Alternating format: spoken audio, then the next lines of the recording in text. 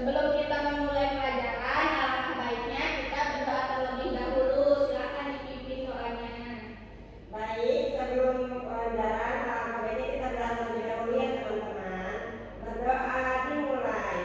Bismillahirrahmanirrahim. Sebelum kita memasuki materi, kita akan menyanyikan lagu Garuda Pancasila terlebih dahulu ya. Ya, Bu. Semuanya silakan berdiri.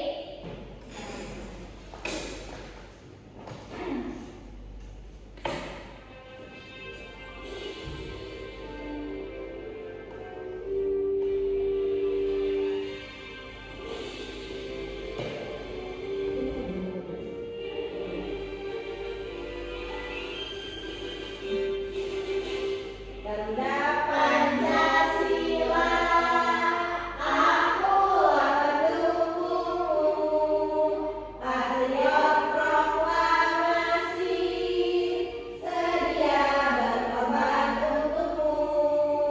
Pancasila dasar negara, rakyat adil makmur sentosa, pribadi bangsaku.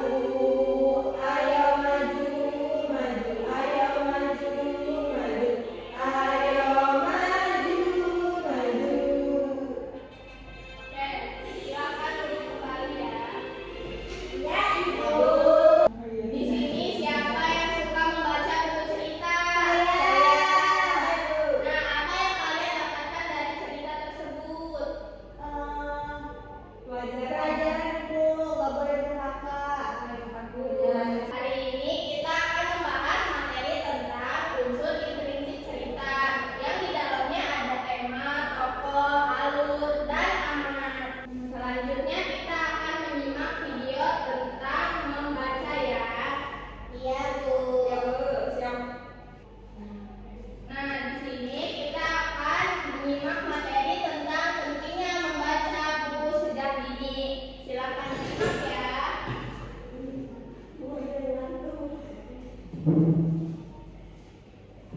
Jangan ngobrol.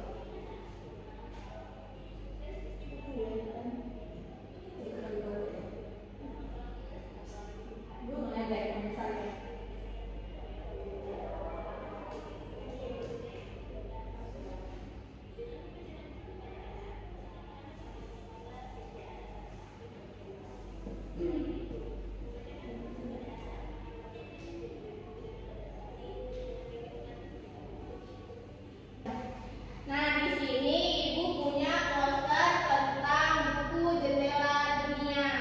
Dengan membaca, kita membuka pengetahuan dan mengetahui kehidupan.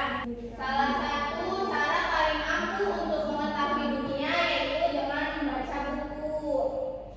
Langsung saja kita masuk ke materi. Materi kita hari ini yaitu tentang unsur-unsur intrinsik cerita.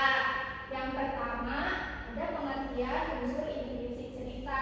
Unsur intrinsik cerita itu adalah unsur-unsur yang membangun cerita di dalam cerita itu sendiri. Nah, unsur intrinsik cerita juga mempunyai beberapa manfaat. Yang pertama, membantu kita mengetahui isi cerita secara utuh, menemukan pesan atau nilai kehidupan.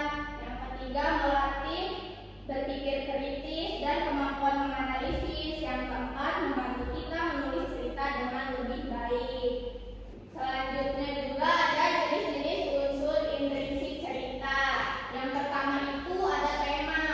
Tema itu artinya gagasan atau ide pokok yang menjadi dasar sebuah cerita. Tema biasanya tersirat, tidak selalu dinyatakan secara langsung. Yang kedua ada tokoh dan penokohan. Kalau tokoh dan penokohan itu berbeda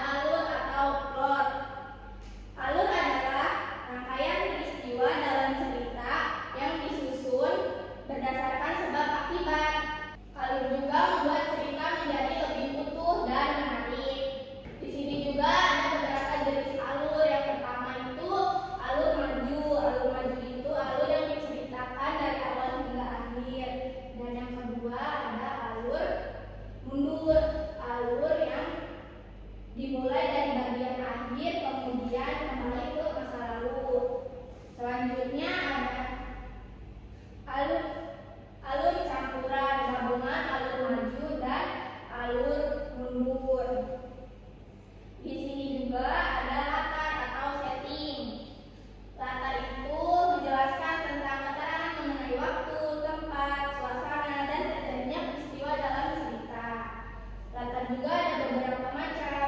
Yang pertama latar tempat, itu di mana peristiwa terjadi. Yang kedua latar waktu, kapan peristiwa terjadi.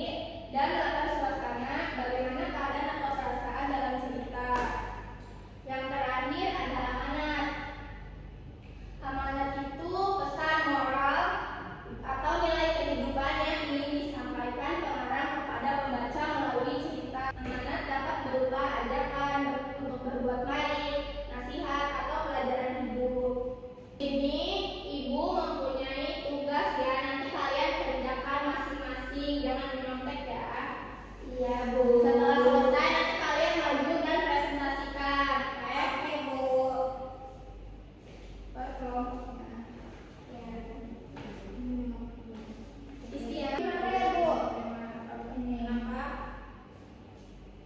Ini sebutkan 5 unsur intrinsik cerita yang tadi ibu sudah jelaskan di dalam note. Notanya di tema kayak gitu. Siapa yang sudah mengerjakannya? Saya sudah Bu. Mau maju tidak? Mau. Boleh, silakan. Presentasikan ya. Oke. Jadi soal yang tadi Ibu sudah kasih, soal yang pertama itu sebutkan 5 unsur intrinsik cerita. Yang pertama tema, tokoh dan penokohan, alur, latar, dan amanat. Soal yang kedua, siapa saja tokoh dalam cerita yang kamu baca? Tokoh dalam cerita tadi itu ada Lina, Siti, Raka, dan Budi. Sudah Bu. Terima kasih. Beri tepuk tangan. Dari poster yang sudah ibu berikan, apa sih tema di dalam cerita tersebut? Saya mau jawab Bu. Ya, silakan. Dalam cerita tema persahabatan yang tulus, tema yang terlihat adalah persahabatan dan tolong menolong. Betul. Di sini siapa yang tahu tokoh dan penokohan dalam cerita tersebut? Ada Raka Bu sama Budi. Terus juga ada rasanya. Iya, betul. Kalau latarnya, Latarnya ada latar tempat, latar waktu, sama latar suasana Bu.